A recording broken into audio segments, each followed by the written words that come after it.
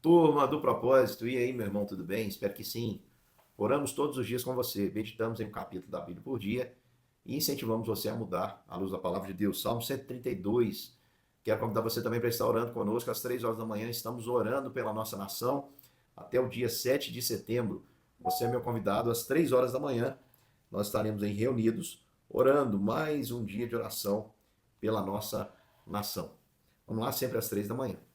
Salmo 132 é um salmo de romagem, um cântico de romagem, um cântico de peregrinação. O povo de Israel, quando ia para as principais festas, do tabernáculo, da Páscoa, do Pentecostes, se dirigia para Jerusalém, que era o ponto de convergência, o ponto de encontro de todo o povo de Deus, e eles iam entoando verdades sobre as promessas de Deus, sobre realidades vividas com Deus. Os cânticos são os mais diversos, nós temos tido a oportunidade de ver diversos cânticos de romagem.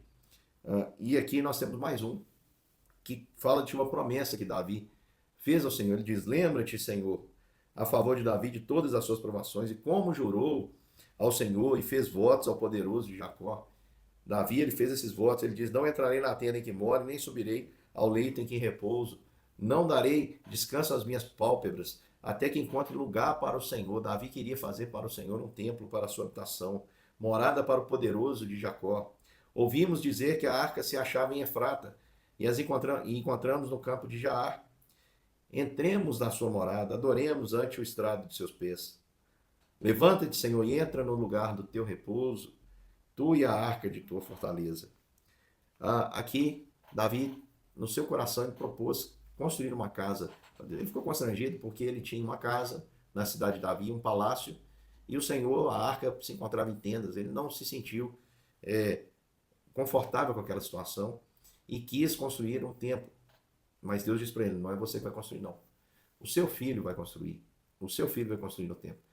Aí Davi ficou cheio de alegria, porque Deus disse que, além do filho dele construir o templo, o filho dele subiria ao trono e esse reinado duraria para sempre.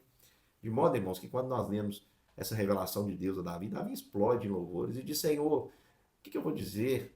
O Senhor me olhou lá no meio das ovelhas, me arrancou do meio do campo ali enquanto estava servindo ao meu pai e me colocou sobre o trono, e como se isso fosse pouco, ainda me prometeu um descendente que vai sentar no trono para sempre. O coração de Davi se encheu de alegria.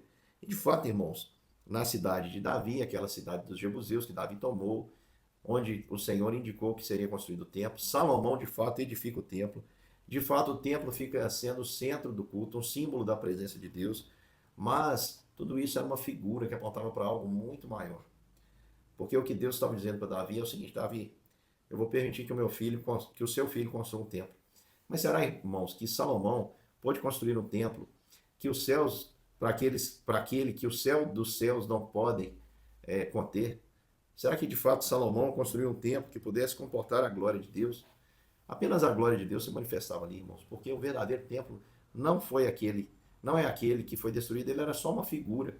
O verdadeiro templo, a Bíblia diz aqui de maneira clara nesse salmo, para quem é que aponta? Diz o texto: Por amor de Davi, teu servo, né, vistam-se de justiça os teus sacerdotes, exultem os teus fiéis, e por amor de Davi, teu servo, não despreze o rosto do teu escolhido. De fato, Deus não desprezou, porque o ungido de Deus é Jesus Cristo. Todas essas promessas apontam para Jesus. O Senhor jurou a Davi, aí vem a resposta: confirme o juramento, e dele não se apartará.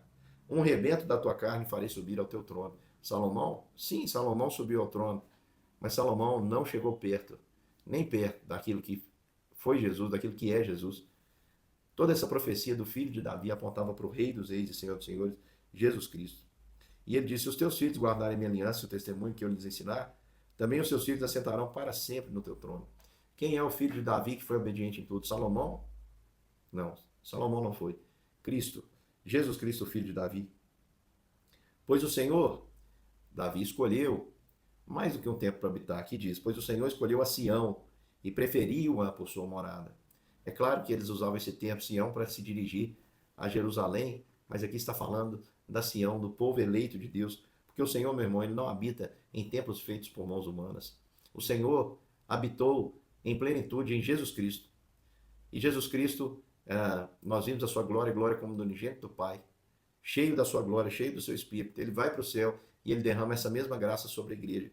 De modo que hoje, irmãos, o templo não é aquele que foi construído, não é qualquer outro templo, não é a sua igreja, não é a construção física da sua igreja. A habitação de Deus somos nós. Nós é que somos a morada de Deus. Abençoarei com abundância de mantimento, de pão fartarei os seus pobres. Vestirei de salvação os seus sacerdotes e de júbilo exultarão os seus fiéis. Ali farei brotar a força de Davi e preparei uma lâmpada para o meu ungido. Cobrirei de vexame os inimigos, mas sobre ele florescerá a sua coroa. Aqui está falando de todos os efeitos, irmãos, que nós experimentamos com Cristo em nós. Nós temos fartura de pão, de alegria, mesmo passando por problemas. Temos a força de Davi. Qual que era a força de Davi? A fé. Lembra como ele enfrentou o gigante? Ele disse, ó, você vem contra mim com armas humanas, espada e lança, eu vou contra ti em nome do Senhor dos Exércitos. Ele tinha certeza que era o Senhor que fazia matar o leão, o urso e o gigante e vencer as batalhas. Assim também, irmãos, quem experimenta a ser morada de Deus, ser habitado por Cristo, tem todas essas experiências. Nós vemos os nossos inimigos tramando e sendo envergonhados, e ao mesmo tempo o Senhor colocando uma coroa sobre a nossa cabeça, porque Ele é um Deus que nos coroa de graça e misericórdia, e nos abençoa. Deus abençoe, meu irmão, te dê sempre essa percepção de que você é o verdadeiro templo de Deus. Todo o processo está sendo concluído. No começo, ali no tabernáculo, Deus habitava entre os homens. Agora Deus habita nos homens. E daqui a pouco nós vamos habitar em Deus para todo e todo sempre. Que Deus te abençoe e te dê sempre essa percepção em nome de Jesus.